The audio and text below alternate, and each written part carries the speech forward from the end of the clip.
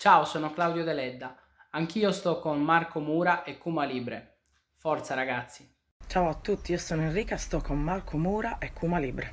Sono dalla parte di Marco Mura, mio amico, e Kuma Libre, quindi un augurio da parte mia di buon lavoro e auguro a voi il meglio per il futuro, dato che avete tanta voglia di fare e siete degli artisti originali. Ho sempre odiato la disonestà e di chi ne fa uso a proprio vantaggio, precludendo il duro lavoro di chi ci ha messo anima e cuore, come Marco Mura e Kuma Libre. Coraggio ragazzi, io sono con voi. Il mio nome d'arte è Monaus e sono un produttore che ha collaborato diverse volte con Marco Mura. Siamo grandi amici ed è per questo che appoggio la causa per la difesa del diritto d'autore. Io sto con Marco Mura e Kuma Libre. Anche questo nella diretta ci sta, è uscita fuori questa cosa di questo autore nuorese Marco Mura, che è una brava persona, un grande scrittore di canzoni, Marco Mura, che ha fatto un video che trovate poi in rete, ci sta circolando molto perché è successa una roba un po' antipatica che riguarda un po' i diritti d'autore. È un problemaccio quello degli artisti oggi, diritti d'autore, riconoscere alle persone, capito, il proprio lavoro, eccetera.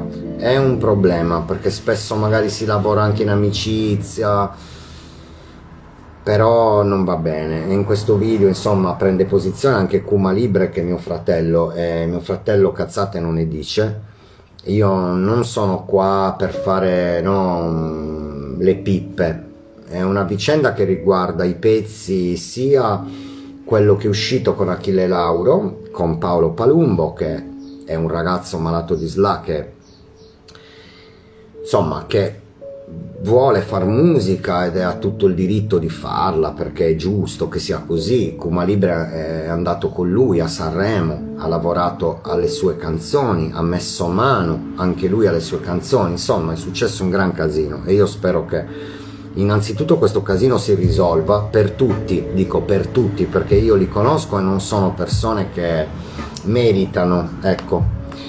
E nel frattempo io spero che queste cose si risolvano in un tribunale. Perché? Perché secondo me si deve andare a fondo su sta cosa e non è giusto che avvengano queste cose e soprattutto ci deve essere un giudice o qualcuno che decide qual è la verità, chi ha sbagliato, chi non ha sbagliato. Questo è il mio parere. Io ho condiviso quei video perché credo che dire la verità sia importante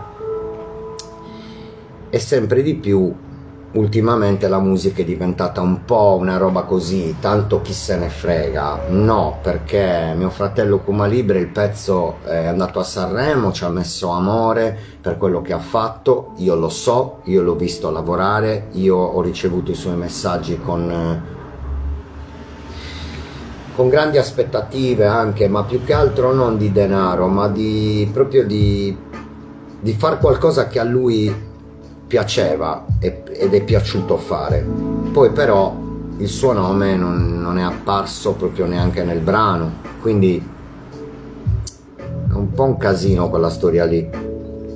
Io vi invito ad andare a vedere questo video qua, dove comunque spiegano le loro ragioni, le loro cose, però ripeto, sicuramente andranno a finire in tribunale, anzi io spero, perché se no è un gioco al massacro. Quindi il mio auspicio è questo, che tutti abbiano il loro e che si possa comunque raggiungere un accordo, comunque la pace, perché non è giusto. Non è giusto per chi ci ha lavorato, capito, a ste cose qua.